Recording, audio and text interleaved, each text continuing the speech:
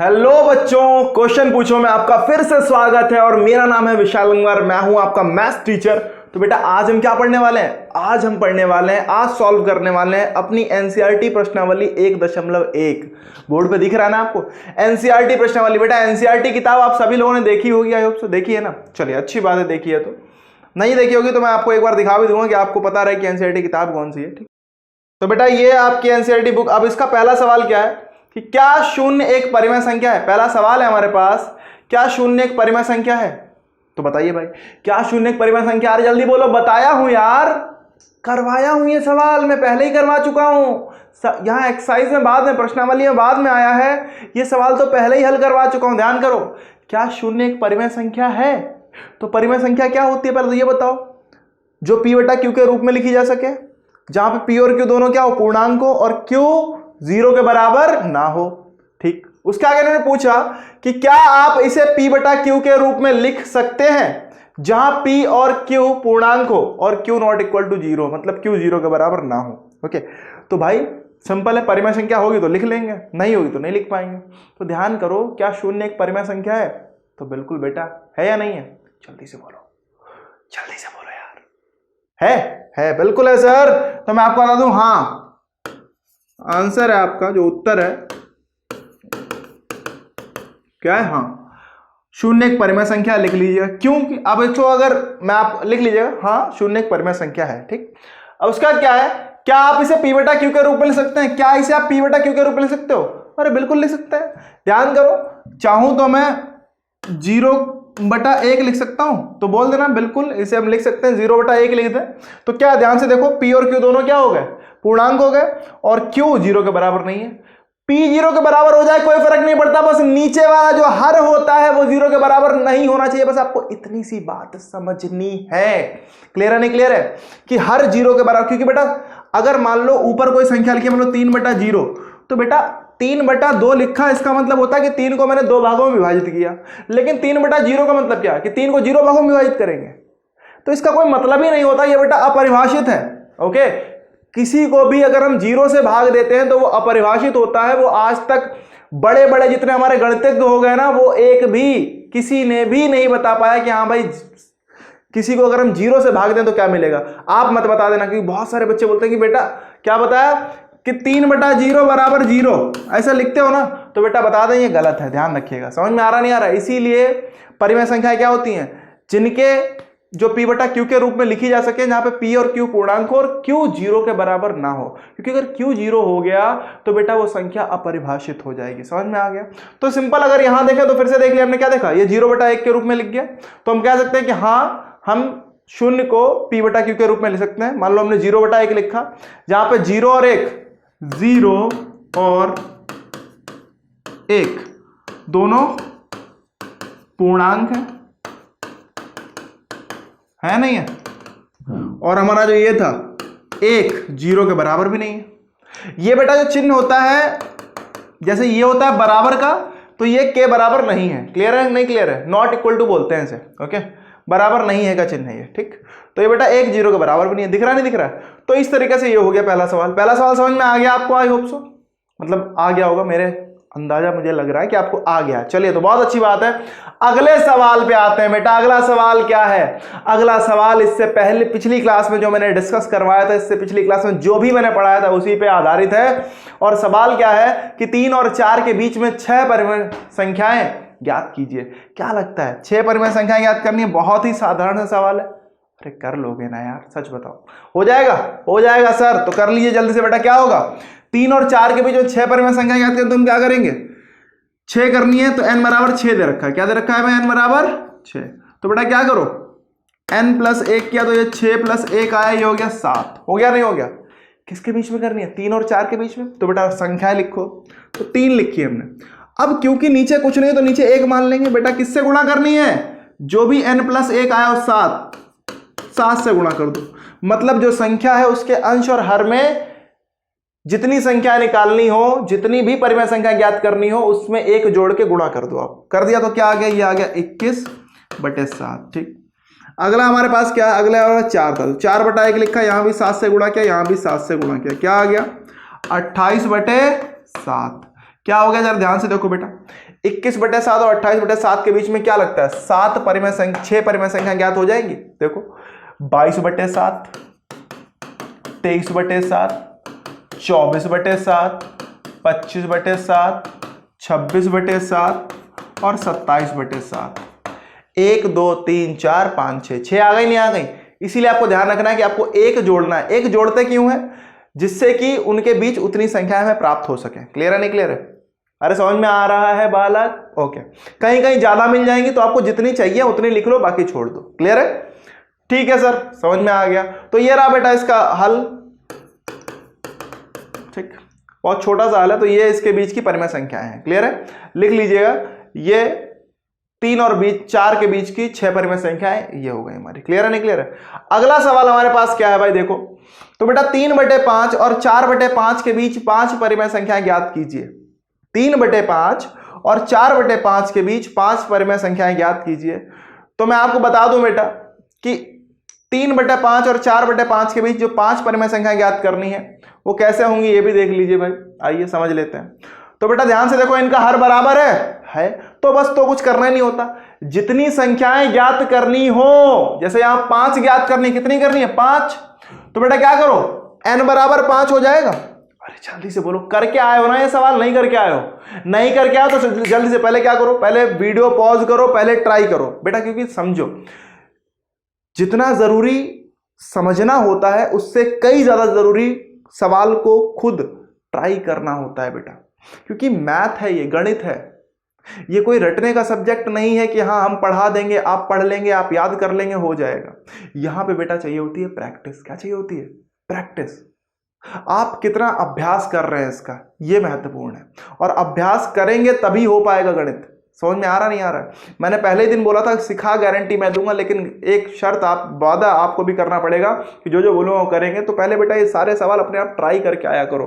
Okay, क्योंकि जितना आप इसका अभ्यास करेंगे उतनी ही चीजें क्या होती हैं, पुख्ता होती जाएंगी, उतनी वो मजबूत होती जाएंगी। क्लियर है? अगर आप सच में चाहते हो कि मैथ आपको आए, आपसे सवाल हो रहा नहीं हो रहा, मुझे उससे फर्क ही नहीं पड़ता यार। ओके, उससे कोई फर्क आपको भी नहीं पड़ना चाहिए। क्योंकि देखो गलती हो रही है, अच्छी बात है। गलती करने का मतलब ये कि आप ट्राई कर रहे हो बच्चा। ओके, तो गलती हो रही है, आपको गलत आ रहा है, टेंशन ना लिया करो, अगली बार सही आएगा। अगली नहीं तो उससे अगली बार सही आएगा। लेकिन अगर गलती करोगे ही नहीं और सीधे गलती पेपर में ही करोगे जाके तो फिर सही होने का चांस ही नहीं बचा ना बच्चा। तो इसीलिए टेंशन ना लिया करें और गलती करते रहा करें जितनी कर सकते हैं। ठीक है? हाँ, उन गलतियों को सुधारने की कोशिश भी करते रहो। देखो जैसे क्या होगा, तो सवाल पहले अपने आप हल करें फिर देखें। तो 3/5 और 4/5 के बीच में 5 परिमेय संख्या हल करनी है। तो क्या करो भाई, क्या करो, तो हम बोलते हैं n बराबर हमारा 5 आ गया। ठीक, तो हम क्या करेंगे, n में एक जोड़ा हमने, क्या आ गया 5 + 1 क्या, ये आ गया 6 आ गया। हल कर रहे हैं इसका। ओके, तो हमें क्या मिलेगा, हम बोलते हैं 3/5, तो जो भी संख्याएं होती हैं उनके अंश और हर में n + 1 से गुणा करते हैं। तो बेटा क्या मिलेगा, 3 × 6 = 18 बटे 6 × 5 = 30 मिल गया। ठीक है, अगला क्या था, 4/5 था। ठीक है भाई, तो 4/5 में भी हमने 6 से गुणा अंश में और 6 से गुणा हर में, क्या आएगा 4 × 24 बटे 30। अरे आएगा सर। तो बेटा 18/30 और 24/30 के बीच में 5 परिमेय संख्याएं दिख रही हैं क्या आपको? अरे बिल्कुल दिख रही हैं सर। कौन कौन सी हैं देखो, एक है 19/30, फिर है बेटा 20/30, फिर है हमारी 21/30, फिर है 22/30 और फिर है 23/30। अरे समझ में आया क्या? 19/30, 20/30, 21/30, 22/30 और 23/30, ये 5 परिमेय संख्याएं इनके बीच में है। क्लियर है नहीं क्लियर है? तो यहां तक मुझे लगता है आपको सवाल नंबर 3 भी क्लियर हो गया होगा। अगर क्लियर हो गया तो जल्दी से कमेंट सेक्शन में लिख के बताओ बेटा ये क्लियर हो गया। ओके, ठीक है बच्चा और बच्चियों, क्लियर है नहीं क्लियर है? सभी लोग मस्ती में पढ़ो और कमेंट सेक्शन में लिख के बताओगे तो क्लियर हो गया। बाकी अपने दोस्तों के साथ शेयर करो और अगर अभी तक नहीं जुड़े तो जल्दी से जुड़ जाओ, बिकॉज चौथा सवाल वो हमारे पास आ गया। और चौथा सवाल आपको ध्यान होगा, मैंने कुछ सत्य असत्य कथन आपसे पहले भी कराए हैं, एक तीसरी वीडियो ही इस चैप्टर की। ओके, तो उस वीडियो मैंने आपको कराया था। ठीक है, तो नीचे दिए गए कथन सत्य है या असत्य, कारण के साथ अपने उत्तर दीजिए। ओके, तो चलिए भाई कारण के साथ देते। तो पहला हमारा सवाल है क्या है कि प्रत्येक प्राकृत संख्या एक पूर्ण संख्या होती है। प्रत्येक प्राकृत संख्या एक पूर्ण संख्या होती है। ओके, तो आपको बताना है कि ये सत्य है असत्य। तो बालक मैं आपको बता दूं, हाँ भाई चलो भाई बताओ सत्य है असत्य, जल्दी से बताओ। तो बच्चा देखिए मैं आपको थोड़ा सा क्लियर करता हूं। तो प्रत्येक प्राकृत संख्या, प्राकृत मतलब यहां प्राकृतिक से है, किसका है, प्राकृतिक संख्या की बात कर रहे हैं हम यहां पे। तो प्रत्येक प्राकृत संख्या एक पूर्ण संख्या होती है, एनसीईआरटी प्राकृत लिखती है। ओके हाँ भाई, तो बताओ ये पूर्ण होती है नहीं होती है, सोचो। अरे प्राकृत संख्या क्या होती है, 1 2 3 4 और कहां तक, अनंत तक। और पूर्ण संख्या क्या होती है, 0 1 2 3 4 अनंत तक, होती है नहीं होती है। ध्यान से देखो, जितनी भी प्राकृत संख्या है या प्राकृतिक संख्या है वो क्या पूर्ण संख्याएं होती हैं, होती हैं, सिंपल।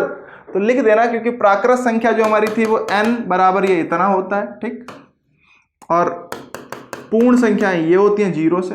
ओके तो अतः हम कहते हैं हाँ सत्य है, ये क्या है बेटा, सत्य है। क्लियर है नहीं क्लियर है। या फिर हम ये भी बोल सकते हैं कि प्राकृत जो पूर्ण संख्याएं होती हैं वो 0 और प्राकृत संख्याओं का संग्रह ही तो क्या कहलाता है, पूर्ण संख्या कहलाता है, नहीं कहलाता है। तो आप यहां पे ये भी लिख सकते हैं, क्योंकि पूर्ण संख्याएं 0 या फिर 0 और प्राकृत संख्या का संग्रह ही पूर्ण संख्याएं कहलाता है। क्लियर है नहीं क्लियर है। तो हम लिख सकते हैं क्योंकि, चलो अपने आप लिख लीजिएगा, समझ में आ रहा नहीं आ रहा, मैंने आपको समझा दिया कि बेटा है। क्लियर है। अगला देखो, अगला क्या है कि प्रत्येक पूर्णांक एक पूर्ण संख्या होती है। तो भाई बताओ प्रत्येक पूर्णांक, सारे के सारे, प्रत्येक मतलब सभी, जितने भी हैं, जितने भी पूर्णांक हैं, क्या वो पूर्ण संख्या होते हैं, बताओ। सोचो सोचो सोचो, दिमाग पे थोड़ा जोर लगाओ, जितना लगा सकते हो उतना लगाओ। क्लियर है। सोचो, पुरानी बातें ध्यान करो यार। ओके याद आया।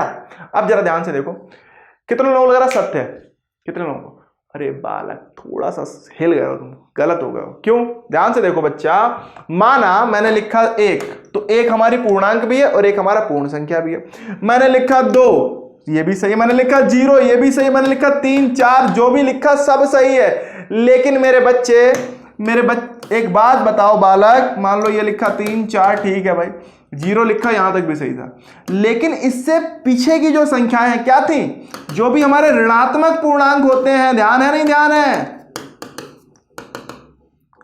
कहां तक, माइनस अनंत तक जाते हैं। तो जो ऋणात्मक पूर्णांक होते हैं क्या वो पूर्ण संख्या होते हैं, नहीं होते हैं। तो लिख देना बेटा ये असत्य है। क्या है, असत्य है, असत्य। क्योंकि लिख लीजिए, क्योंकि ऋणात्मक पूर्णांक पूर्ण संख्या नहीं होते हैं बेटा। क्या है, नहीं होते हैं। अरे समझ में आया नहीं आया। तो जो हमारे ऋणात्मक पूर्णांक है वो क्या है, पूर्ण संख्या नहीं होते हैं। क्लियर है, समझ में आया। समझ में आया तो जल्दी से वीडियो को लाइक करके बताओ बेटा कि समझ में, जितने ज्यादा लाइक होंगे उतना ही पता चलेगा कि हाँ भाई आपको समझ में आ रहा है। अगला सवाल हमारे पास है, और बेटा आखिरी सवाल है इस प्रश्नावली का, क्या है कि प्रत्येक परिमेय संख्या एक पूर्ण संख्या होती है। प्रत्येक परिमेय संख्या एक पूर्ण संख्या होती है। जल्दी से बताओ भाई, प्रत्येक परिमेय संख्या एक पूर्ण संख्या होती है क्या। तो मैं आपको बता दूं, देखो परिमेय संख्या आपको देखनी, परिमेय संख्या क्या होती है, जो p बटा q के रूप में लिखी जा सके। और पूर्ण संख्या तो साधारण संख्या होती है, 0 1 2 3 4 5 6 7 8 9 10। ओके अब समझो, मान लो मैं लिखा 2 बटा 3, ये परिमेय तो है, लेकिन क्या ये पूर्ण संख्या है ही नहीं भाई। मान लो मैंने लिखा 3 तो चलो भाई परिमेय भी है और पूर्ण भी है, समझ में आता है। लेकिन 2 बटे 3 हो गया, 1 बटे 2 हो गया, 5 बटे 4 हो गया, ये कोई भी क्या है 3 बटे 7 ले लूं, ये सभी की सभी परिमेय संख्याएं तो हैं, बट ये पूर्ण संख्या नहीं। तो हम बोल सकते हैं कि 3 बटा 2, 1 बटा 2, 3 बटा 7, 5 बटा 4 इत्यादि। ओके इत्यादि परिमेय संख्याएं हैं परंतु पूर्ण संख्याएं नहीं है। अरे समझ में आया। तो इसीलिए क्या आ गया, इसीलिए हम बोल सकते हैं ये भी हो गया हमारा बेटा असत्य, क्योंकि ये भी असत्य हो गया। समझ में आ गया नहीं आ गया? तो इस तरीके से आप अपनी प्रश्नावली हल कर सकते हैं। प्रश्नावली 1.1 हमने पूरी हल कर ली है।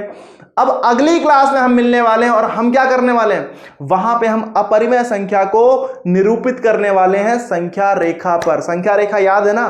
ठीक है, तो अगली क्लास में ये सभी चीजें करने वाले हैं। और अगर अभी तक नहीं जुड़े हो तो बेटा जल्दी से जुड़ जाओ, जिससे कि जितना मजेदार कंटेंट मैं आपके साथ शेयर करने वाला और बहुत ही मजे करते करते पढ़ने वाले हैं, आप तक वीडियो की लिंक प्रॉपर पहुंच सके, आप बेल आइकन दबा लीजिए जिसके लिए। ठीक है, मिलते हैं अगली क्लास में, तब तक के लिए बाय बाय।